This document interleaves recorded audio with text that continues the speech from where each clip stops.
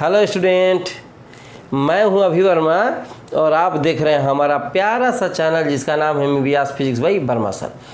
आज हम लोग 12वां लेक्चर आपके सामने लेकर आ रहे हैं। इसमें जो 11वां लेक्चर हमने पढ़ाया था उसमें से रिलेटेड टॉपिक भी अभी कुछ बाकी था जिसको हम लोग 12वीं लेक्चर में पढ़ेंगे। मैंने उस समय में बताया था कि वीडियो बहुत बड़े बड़े हो जाते हैं जिसके चलते लड़के या तो पढ़ नहीं पाते हैं और दूसरी चीज़ मुझे भेजने में भी थोड़ी असुविधा हो जाती है, जिसके चलते छोटे छोटे वीडियो करके मैं आपके सामने भेजूंगा, ठीक है, ताकि आप आराम से उसको पढ़ पाएँ। तो मैं 11वीं लेक्चर में मैंने क्या पढ़ाया था, परावैद्युत तथा ध्रुवण। तो आज जो 12वां लेक्चर है वो परावैद्युत तथा ध्रुवण से ही रिलेटेड है। तो चलिए आज की जर्नी जो है वो शुरू करते हैं।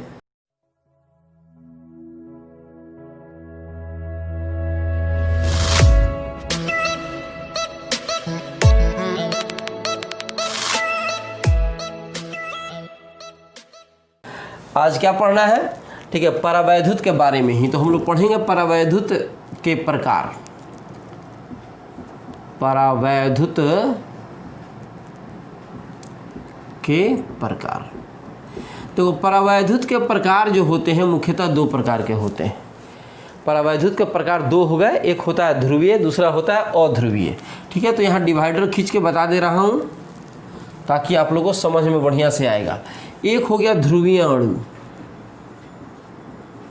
ध्रुवीय अणु पोलर मॉलिक्यूल।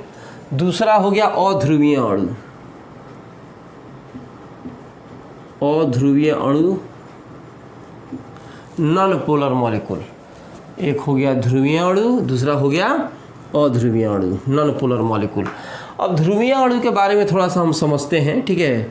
होता क्या है कि ध्रुवीय अणु जो होते हैं इसमें थोड़ा सा ध्यान रखना चाहिए। हर चीज़ को जो छोटा छोटा टॉपिक मैं पढ़ाऊंगा उस पर आप तो थोड़ा सा बढ़िया से ध्यान दीजिएगा और नोट्स बनाते चलिएगा तो तैयारी भी होते चलेगी, ठीक है।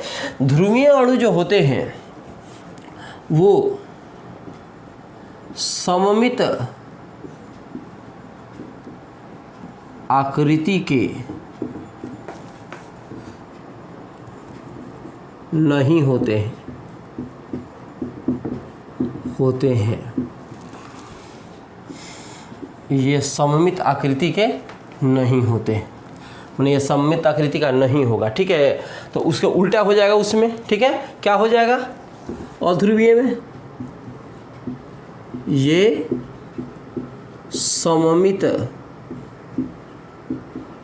आकृति के होते हैं।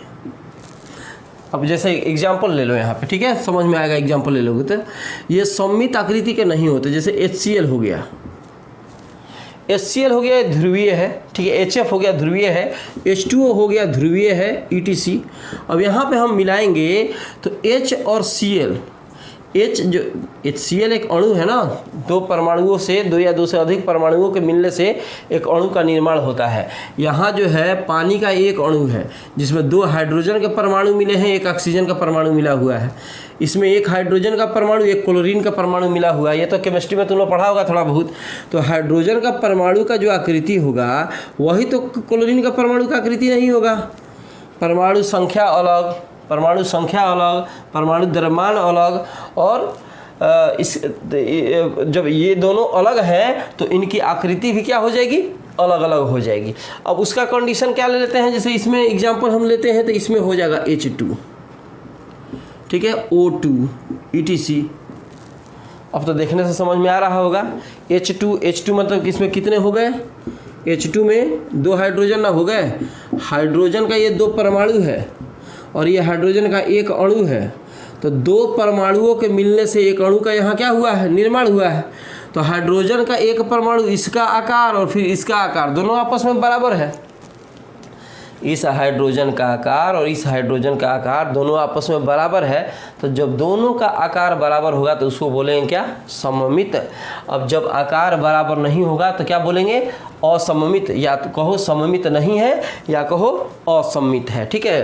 तो इसको असममित भी लिख सकते हैं कि यहाँ पे ये असममित होते हैं, ठीक है। बात समझ में आ रही है। तो ये हो गया सममित आकृति का, ये असममित आकृति का। अब 2 नंबर में आते हैं तो नंबर 2 में होता क्या है, विद्युत क्षेत्र की अनुपस्थिति में अब ये बिच्छे क्या लिखा है, मतलब बिच्छी है, बिच्छे, ठीक है, बिच्छू नहीं है, ठीक है। विद्युतीय क्षेत्र, विद्युतीय क्षेत्र की अनुपस्थिति में,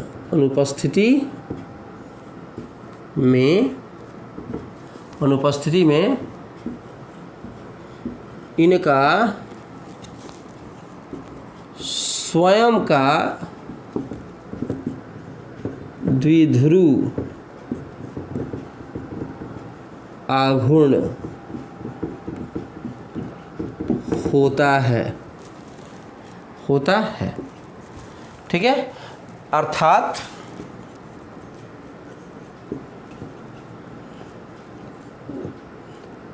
द्विध्रुव आघूर्ण का मान शून्य नहीं होता। लेकिन किसी किसी कंडीशन में देखते हैं तो प्रायः होता क्या है कि P का वैल्यू भी 0 होता है ध्रुवीय अणुओं में भी। लेकिन अभी हमने क्या लिख दिया कि विद्युतीय क्षेत्र की अनुपस्थिति होगी, जब विद्युत क्षेत्र इस पर नहीं होगा तो इसके P का मान क्या हो जाएगा, 0 के बराबर नहीं होगा, मतलब P not equal to 0। P 0 के P क्या है, वैद्युत द्विध्रुव आघूर्ण है। ये अगर इतना बड़ा सेंटेंस नहीं याद हो पा रहा है तो सीधा सीधी कहो कि इसमें वैद्युत द्विध्रुव आघूर्ण का मान शून्य नहीं होता, मतलब P का मान शून्य नहीं होता। और उसमें क्या लिख देंगे, जब इसमें शून्य नहीं है तो इसमें लिख देंगे, इसमें क्या लिख देंगे, इसमें P इक्वल टू 0 अर्थात वैद्युत द्विध्रुव आघूर्ण का मान शून्य होता है, ठीक है। अब थर्ड कंडीशन इसमें समझते हैं। विद्युत क्षेत्र की अनुपस्थिति में, विद्युत क्षेत्र की अनुपस्थिति में धनात्मक आवेशों के केंद्र, धनात्मक आवेशों के केंद्र ऋणात्मक आवेशों के केंद्र के संपाती होता है, संपाती नहीं होता है, संपाती नहीं होता है। इसका मतलब है, देखो विद्युतीय क्षेत्र की जब अनुपस्थिति होगी, विद्युत क्षेत्र नहीं होगा, तो उस कंडीशन में धनात्मक आवेशों के केंद्र, इसका मतलब हुआ कि प्रोटॉन का केंद्र, ठीक है, और इलेक्ट्रॉन, ऋणात्मक आवेशों के केंद्र माने इलेक्ट्रॉन का केंद्र समान अनुपात में नहीं होते, माने इसमें समान अनुपात में नहीं होगा तो इसमें क्या हो जाएगा, जब इसमें समान अनुपात में नहीं होगा तो उसमें समान अनुपात में होंगे। तो लिख देते हैं इसमें थर्ड नंबर में, इसमें धनात्मक आवेशों के केंद्र तथा ऋणात्मक आवेशों के केंद्र एक दूसरे के संपाती होते हैं, इसमें समान अनुपात में होते हैं, ठीक है। फिर से एक बार मैं बता दूं, ध्रुवीय अणु क्या होते हैं, ये सममित आकृति के नहीं होते हैं। इसका मतलब होता है कि अणुओं का जो आकार है वो एक दूसरे के बराबर नहीं होता है। अणुओं में जो परमाणु के आकार हैं वो एक दूसरे के बराबर नहीं होते हैं। उसमें क्या होता है, इसमें बराबर होता है। विद्युतीय क्षेत्र की अनुपस्थिति में इसमें P का वैल्यू 0 के बराबर नहीं है, इसमें P का वैल्यू 0 के बराबर है। इसमें धनात्मक आवेशों के केंद्र और ऋणात्मक आवेशों के केंद्र एक दूसरे के संपाती नहीं होते, माने समान अनुपात में नहीं होते हैं। कैसे समान अनुपात में होगा, HCl, H और Cl का अनुपात बराबर होगा नहीं ना। और इसमें देखो H2 में 2 हाइड्रोजन, एगो H एगो H, तो एगो H और एगो H, इसका अनुपात बराबर हो जाएगा O2, ठीक है, O2 O और O का अनुपात क्या होगा, बराबर होगा। तो इसमें जो होगा धनात्मक आवेशों के केंद्र और ऋणात्मक आवेशों के केंद्र संपाती होंगे, और इसमें धनात्मक आवेशों के केंद्र ऋणात्मक आवेशों के केंद्र के संपाती नहीं होंगे। तो बात समझ में आ गई। जल्दी से स्क्रीनशॉट ले लो, स्क्रीनशॉट ले लो तो जल्दी से मिटाओ। चलो मिटाते हैं। इसमें थोड़ा सा इसको याद कर लेना, अगर कहीं दिक्कत होगी तो थोड़ा बहुत याद कर लेना। एग्जाम में अक्सर आता है। देखो इसको अगर परिभाषा के रूप में लिखना हो तो परिभाषा के रूप में भी लिख सकता है, और अंतर के रूप में लिखना हो तो अंतर के रूप में भी लिख सकता है। ठीक है, अंतर के रूप में भी तुम इसको क्या कर सकता है, लिख सकते हो, कोई दिक्कत नहीं है। अब देखो हम पढ़ेंगे, ठीक है। अब इसमें पढ़ना है ध्रुवीय, अब इसमें पढ़ना है वैद्युत क्षेत्र में ध्रुवीय अणु पर क्या प्रभाव पड़ता है, और विद्युत क्षेत्र में ही अध्रुवीय अणुओं पर क्या प्रभाव पड़ता है। तो सबसे पहले एक टॉपिक उठाते हैं इसमें कि विद्युत क्षेत्र में, या ऐसे लिख दो, ध्रुवीय अणु पर विद्युत क्षेत्र का प्रभाव। ध्रुवीय अणु पर विद्युत क्षेत्र का क्या प्रभाव होता है, थोड़ा सा इसके बारे में समझते हैं। देखो जैसे होता क्या है कि पहले ध्रुवीय अणु जो होता है, मान लो E का मान नहीं होगा, जब इस पर कोई विद्युत क्षेत्र नहीं है, E का वैल्यू जब 0 होता है, E माने विद्युत का प्रभाव नहीं है, विद्युत क्षेत्र यहाँ पे नहीं है, E का मतलब 0 हो गया, E 0 हो गया, इसका मतलब हुआ कि यहाँ पे किसी प्रकार का विद्युत क्षेत्र नहीं है। तो जब विद्युत क्षेत्र नहीं होगा तो कुछ इस प्रकार से ये अणु आपस में बंद श्रृंखला के तहत जुड़े होते हैं, क्लोज्ड चेन बनाकर। ठीक है, minus plus minus plus minus plus minus plus minus plus minus plus minus plus minus plus, इस प्रकार से बंद श्रृंखला के रूप में ये रहते हैं। तो जब E का मान 0 होता है तो इसके परिणामी P का मान 0 होता है। अभी क्वेश्चन उठाएगा कि सर जी इसके पहले तो आपने बताया कि इसमें P का वैल्यू 0 नहीं होता है। अरे तो P का वैल्यू 0 नहीं था किसी एक अणु के लिए, यहाँ जो आपस में ये जुड़े हुए हैं, गोल गोल दिख रहा है इस तरह से, ये आपस में जुड़े हुए हैं, तो परिणामी का मतलब टोटल मान, जो सबका जुड़ने के बाद टोटल मान जो होता है वो P का वैल्यू 0 होता है।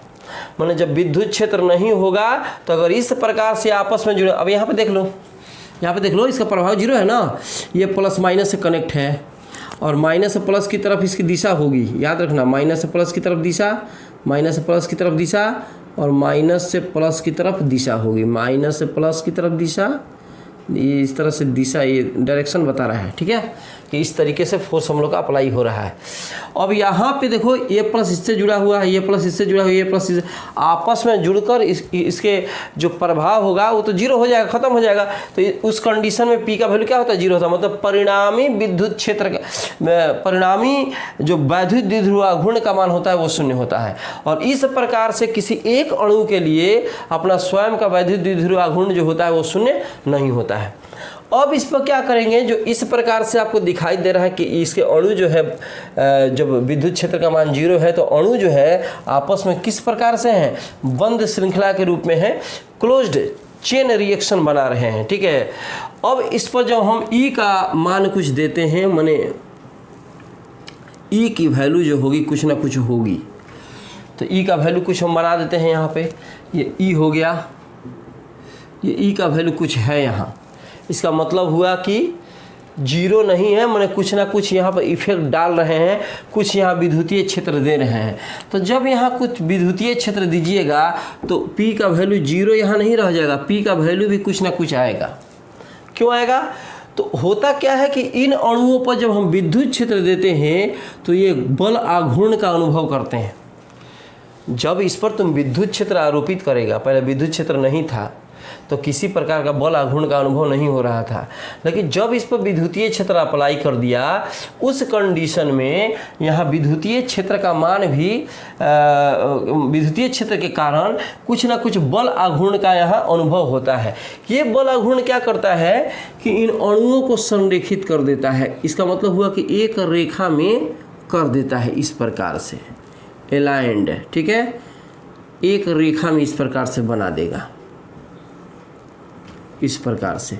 यहाँ माइनस इधर होगा, प्लस इधर होगा, डायरेक्शन किधर से किधर, माइनस से प्लस की तरफ। यहाँ पर भी उसी तरह से था, माइनस से प्लस की तरफ ऐसे था, इस प्रकार से था ऐसे, और यहाँ पर भी इस तरीके से चल रहा है, ठीक है। ये मिटा दे रहा हूँ, बताने के लिए मैंने बता दिया कि माइनस से प्लस की तरफ ये इसका दिशा होता है।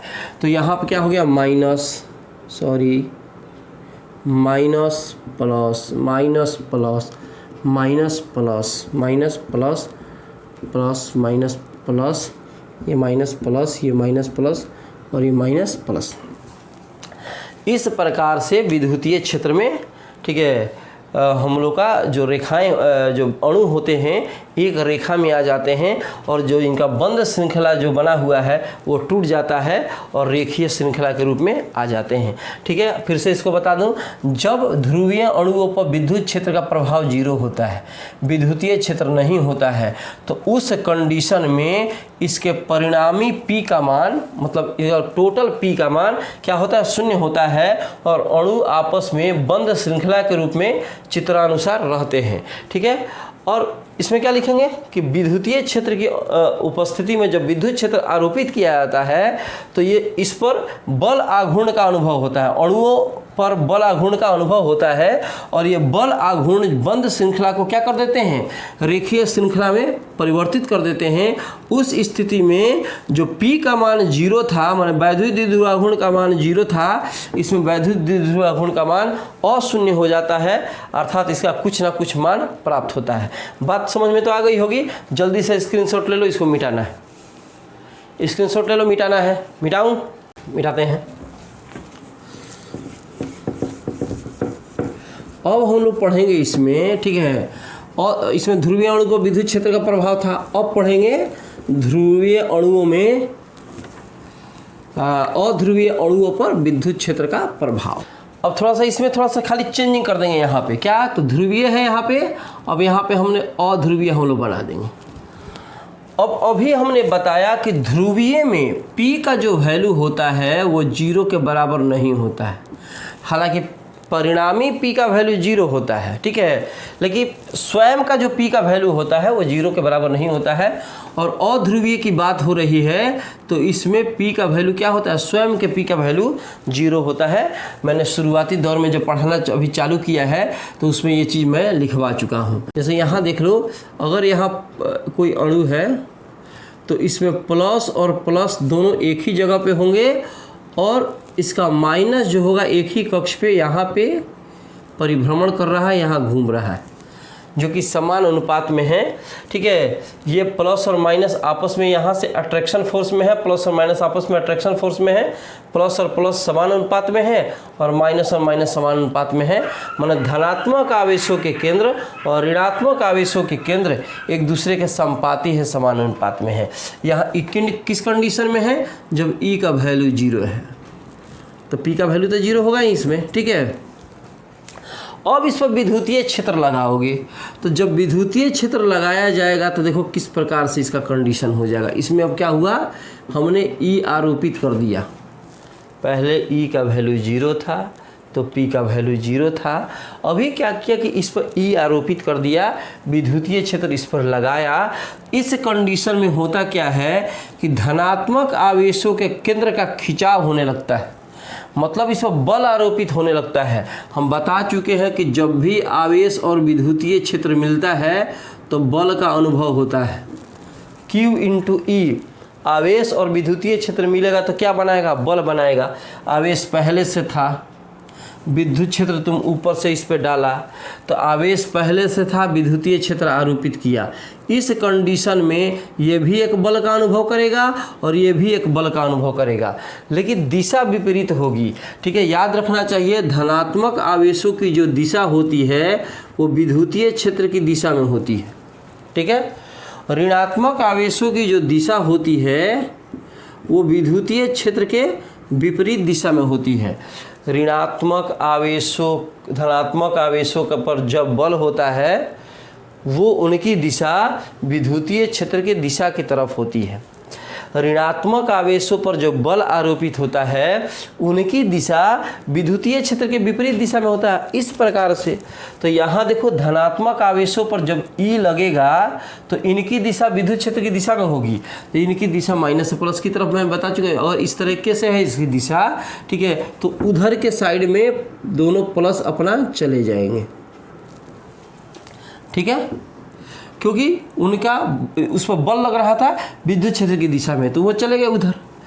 अब ऋण आवेश पर बल ठीक इसके विपरीत आरोपित होने लगेगा, तो ऋण आवेश एक तरफ आ जाएगा, इधर के साइड में मान लो आ गया। धनात्मक आवेश पर जब विद्युतीय क्षेत्र नहीं था तो धनात्मक आवेशों के केंद्र एक जगह थे, ऋणात्मक आवेशों के केंद्र एक जगह परिक्रमण कर रहे थे, एक ही अनुपात में परिक्रमण कर रहे थे। अब जब हमने इस पर विद्युत क्षेत्र आरोपित किया तो होता क्या है, अभी बताया कि धनात्मक आवेशों पर जो बल आरोपित होता है उनकी दिशा विद्युत क्षेत्र की दिशा में है और ऋणात्मक आवेशों की जो दिशा है विद्युतीय क्षेत्र की विपरीत दिशा में है। तो अगर विद्युत क्षेत्र इधर की तरफ एक्ट कर रहा है, इधर की तरफ क्रियाशील है, तो धन आवेश इधर जाएगा और ऋण आवेश ठीक उसके विपरीत जाएगा। तो ऋण आवेशों की दिशा इधर हो गई और धनावेशों की दिशा इधर हो गई, तो केंद्रों का अलगाव होना चालू होगा। इसका मतलब हुआ कि जब यहाँ एक धनावेश, यहाँ एक ऋण आवेश, इधर के साइड में एक खिंचाव हो रहा है, इधर के साइड में एक खिंचाव हो रहा है, तो खिंचाव हो रहा है किसके चलते? बाहरी विद्युतीय क्षेत्र के चलते। तो जब खिंचाव होगा तो उसके अंदर एक प्रत्यानयन बल काम करेगा, रीस्टोरिंग फोर्स। प्रत्यानयन बल क्या करता है? उसको पुनः लाने, अपने जगह पे लाने की कोशिश करता है। रबड़ होता है ना, रबड़ को जब हम लोग खींचते हैं इस प्रकार से तो रबड़ पे एक बल आरोपित होना चालू करता है जो बाहरी बल का विरोध करता है। ठीक है, तो जब हम बल हटाते हैं तो रबड़ अपनी आकृति में आ जाता है। तो जब आप बल लगाइएगा और रबड़ पे थोड़ा सा खिंचाव करोगे तो प्रत्यानयन बल कम रहेगा, ज़्यादा खिंचाव करेगा प्रत्यानयन बल और बढ़ जाएगा। बहुत ज़्यादा खींचेगा तो लगेगा तुम्हारे हाथ पर बहुत ज़्यादा जोर पड़ रहा है, उस कंडीशन में प्रत्यानयन बल और ज़्यादा काम करेगा। किसी स्प्रिंग को लेकर थोड़ा सा खींचोगे तो हाथ में थोड़ा सा कम बल महसूस होगा। बहुत ज़्यादा खींचेगा तो बहुत देर तक खींच नहीं सकते हो, क्योंकि उस समय बहुत ज़्यादा बल आरोपित होने लगेगा। जैसे जैसे हम बाहरी बल बढ़ाते हैं वैसे वैसे अंदरूनी बल, इसका मतलब प्रत्यानयन बल बढ़ता है। तो जैसे जैसे इनकी दूरी बढ़ेगी अंदर का जो प्रत्यानयन बल का खिंचाव आपस में है वो बढ़ेगा। मतलब ये ऋण आवेश, ये धन आवेश को आपस में खींच रहे हैं। दूरी नज़दीक थी तो बल कम लग रहा था, अंदरूनी बल कम लग रहा था।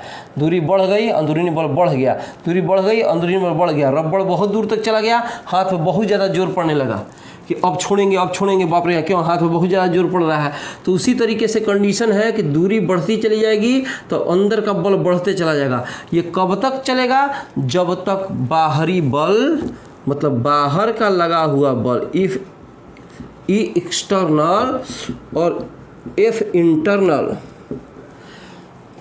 एफ एक्सटर्नल का मतलब बाहरी बल, एफ इंटरनल का मतलब हुआ आंतरिक बल, आपस में जब बराबर हो जाएंगे तो जो अलगाव होने की क्रिया है वो क्या हो जाएगी? रुक जाएगी। ठीक है, तो जब इसमें इस तरीके का कुछ चेंजिंग आ जाएगा तो P का मान हम लोग को कुछ प्राप्त हो जाता है। E का वैल्यू 0 था तो P का वैल्यू 0 था, लेकिन जब पृथक्करण हुआ, आवेशों का पृथक्करण हुआ, केंद्र अलग अलग हो गए, उस कंडीशन में हमको P प्राप्त होता है। इस P को हम लोग कहते हैं प्रेरित द्विध्रुव आघूर्ण। क्या कहते हैं? प्रेरित द्विध्रुव आघूर्ण। तो इसका लैंग्वेज कैसे लिखेंगे? पहले तो हेडिंग दे देंगे आप लोग, हेडिंग देने के बाद ये चित्र बना लेना होगा। ठीक है, उसके बाद भाषा कैसे लिखेंगे? अध्रुवीय अणुओं पर जब विद्युतीय क्षेत्र की अनुपस्थिति होती है तो उसके वैद्युत द्विध्रुव आघूर्ण का मान 0 होता है। अध्रुवीय अणुओं पर जब विद्युतीय क्षेत्र की अनुपस्थिति होती है, मतलब जीरो होता है, तो उसके वैद्युत द्विध्रुव आघूर्ण का मान 0 होता है। उस स्थिति में धनात्मक आवेशों के केंद्र और ऋणात्मक आवेशों के केंद्र एक दूसरे के संपाती होते हैं, समान अनुपात में होते हैं और चित्रानुसार व्यवस्थित होते हैं। अब जब इस पर विद्युतीय क्षेत्र आरोपित किया जाता है तो इसके अंदर जो अणु होते हैं, उनके अंदर जो धनात्मक आवेश होते हैं और ऋणात्मक आवेश होते हैं, वो विद्युतीय क्षेत्र के आने के चलते एक बल का अनुभव करते हैं, ठीक है, जिसके चलते विद्युतीय जो धनात्मक आवेशों के केंद्र और ऋणात्मक आवेशों के केंद्र हैं उसमें पृथक्करण की क्रिया होने लगती है, अलगाव होने लगता है, क्योंकि धनात्मक आवेशों पर लगा हुआ बल की दिशा विद्युतीय क्षेत्र की दिशा में होती है और ऋणात्मक आवेशों पर लगे हुए बल की दिशा विद्युतीय क्षेत्र के ठीक विपरीत दिशा में होती है। और यह पृथक्करण तब तक चलता है जब तक बाहरी विद्युतीय क्षेत्र के चलते बाहरी बल केंद्रों के अंदर का बल आपस में बराबर न हो जाए। तो जब बराबर हो जाएगा तो उस कंडीशन में इसका पृथक्करण होना क्या होता है, रुक जाता है, ठीक है। इस प्रकार से इसमें एक वैद्युत द्विध्रुव आघूर्ण उत्पन्न होता है जिसको हम लोग कहते हैं प्रेरित द्विध्रुव आघूर्ण। ये तो हमको लगता है पूरी तरह से बात समझ में आ गई होगी, तो इसका जल्दी से स्क्रीनशॉट ले लो, ये लिख लेना, उसके नीचे मैंने जो लैंग्वेज बोला उसको आप लोग लिख लीजिएगा। पूरी तरह बात समझ में आ गई होगी। तो चलिए मिलते हैं छोटे से ब्रेक के बाद। जहाँ रहिए सुरक्षित रहिए।